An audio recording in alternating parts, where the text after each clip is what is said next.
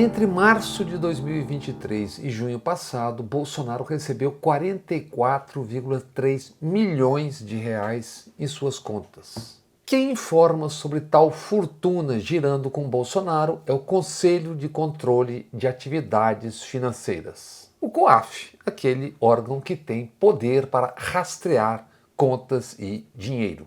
E entre março de 23 e fevereiro de 24, o mito recebeu e sacou 30.595.000 reais. O COAF considerou, aspas, atípicas essas movimentações de recursos. Enxergou indícios de possíveis práticas de lavagem de dinheiro e outros ilícitos. Para o COAF, são suspeitas pelo menos 50 transações financeiras envolvendo o probo Jair e companhia. Entre as transações financeiras, 2 milhões de reais enviados para Eduardo Bolsonaro, nos Estados Unidos. E, relata a Polícia Federal, outros 2 milhões para sua santidade, Michele. Aquela mesma que, quando o noticiário tratava das joias sauditas embolsadas, debochou. Disse, então, que fundaria a empresa Mi Joias. Agora deverá fundar a Mi Milhões. Diante de tanto dinheiro, o manjadíssimo Valdemar da Costa Neto, dono do PL, informou ao mundo. O Che Guevara tinha um carisma como o do Bolsonaro.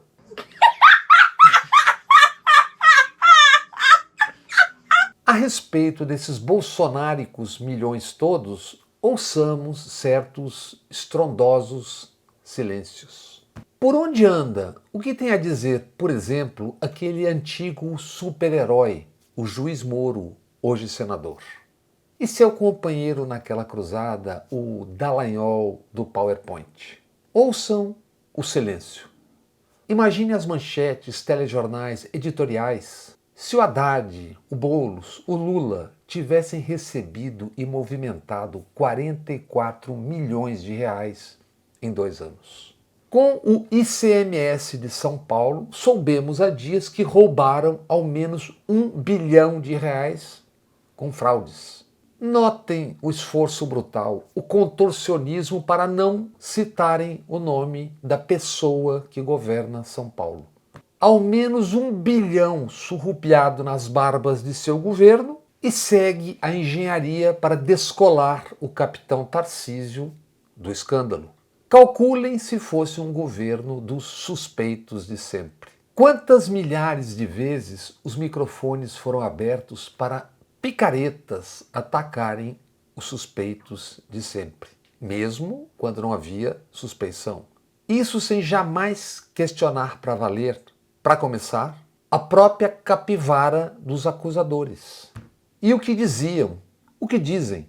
Há 10 anos, um pouco mais, um pouco menos, horas de telejornais, de rádios, manchetes, editoriais, tudo escancarado para Eduardo Cunha e as quadrilhas de então. Eles e elas eram bem mais de 40, pontificando por meses e anos sobre corrupção. E agora? 111 deputados federais já são investigados ou réus em tribunais. Isso significa 1/5 da Câmara.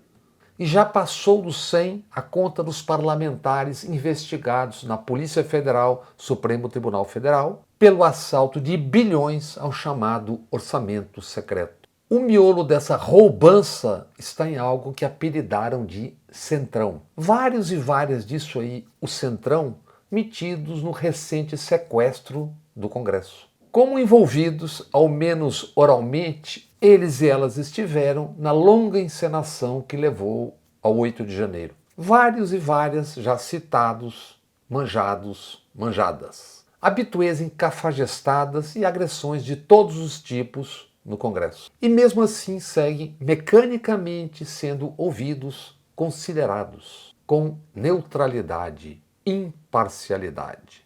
Mesmo quando se sabe o que são, o que querem e o que significam.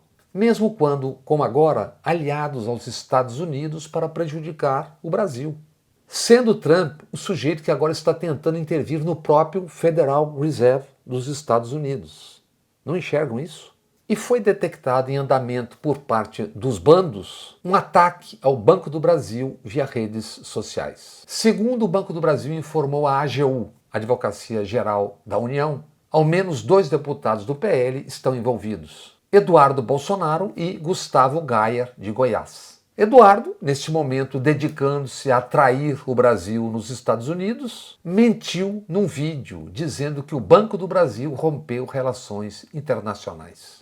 Gayer, já investigado por outros crimes, agora acusado de espalhar boatos contra o Banco do Brasil. Quantas milhares de vezes picaretas como estes já pontificaram aos berros sobre democracia, valores éticos e morais, liberdade de expressão? Sem questionamento, ao contrário desse exemplar diálogo que veremos logo a seguir. Simples perguntas que fizeram o personagem tropeçar. Tropeçar em si mesmo e revelar o que é. Eu mandei mais de 20 zaps para Bolsonaro, para Carlos, para Flávio, para Michele e para Eduardo, questionando o posicionamento deles em relação a Pablo Marçal, mas botando para derreter. Aqui não está nesse telefone. Né? Tem esse um já é o outro outro telefone, o telefone, telefone então? já foi embora. Já era. Hã? Tem um outro telefone? Não, o outro telefone que eu tinha, minha filha, eu troco de telefone. Eu troco de telefone. Então, Com o que outro telefone frequência, antigo que eu pastor? tinha... Hã? Com que frequência Não o senhor... tem. Não tá na Não tem nuvem, frequência, eu pastor? troco e isso todo mundo político faz. Depois começou a instalar covardia de perseguição, as pessoas trocam de celular. Se o senhor disse que não tem problema nenhum com as suas conversas, por que o senhor troca de celular com frequência? Isso eu não entendi. Porque é um direito meu. Perguntem-se, esse personagem que acabamos de ver e ouvir é a mesma pessoa de outros 2 vídeos logo a seguir? O que pode ser mais claro e implacável do que isso, Sua Senhoria, o tempo? Não use o título ministerial para fazer campanha política. Isto é uma vergonha. Porque se você está usando o título ministerial, primeiro, você quer ser político? É um direito seu. Agora, não use o título ministerial que você recebeu, porque o título ministerial que você recebeu não é para você fazer campanha política, é para você exercer ministério.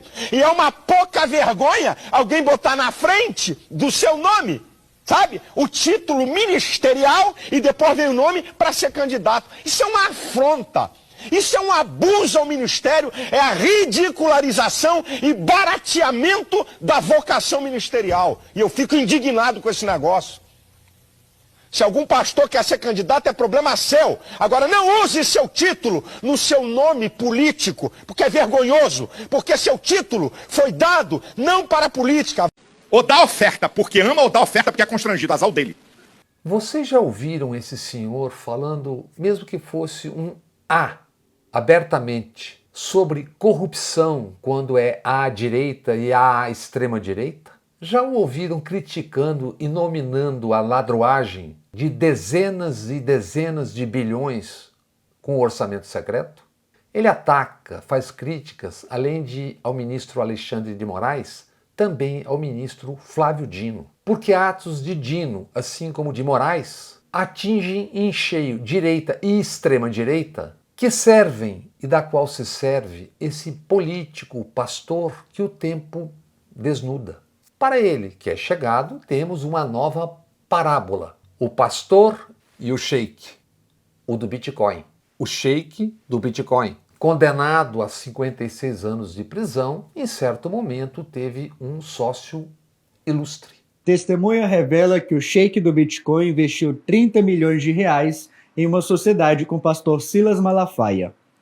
Francisley Valdevino da Silva, conhecido como sheik do Bitcoin, foi condenado a 56 anos de prisão em razão de um esquema de pirâmide financeira de criptomoedas.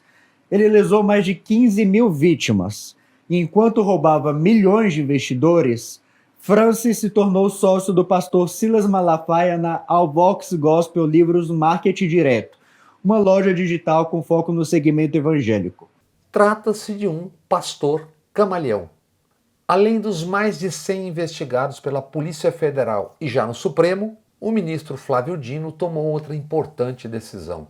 Determinou à Polícia Federal a abertura de inquéritos para apurar 964 supostos planos de trabalho de emendas parlamentares individuais. Segundo o Tribunal de Contas da União, só nessa etapa da emendalhada estão envolvidos, sabe-se lá o destino, 694 milhões de reais, não cadastrados como deve ser corretamente no site oficial do governo.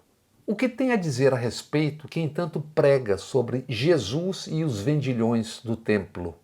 Resta uma pergunta: por que vendilhões do templo têm tanto medo, pânico mesmo, de serem investigados pelo Supremo?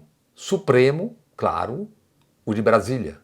Não o Supremo usado e sempre citado pelo lamentável e camaleônico personagem, ora temeroso e por isso furibundo e a berrar ameaças.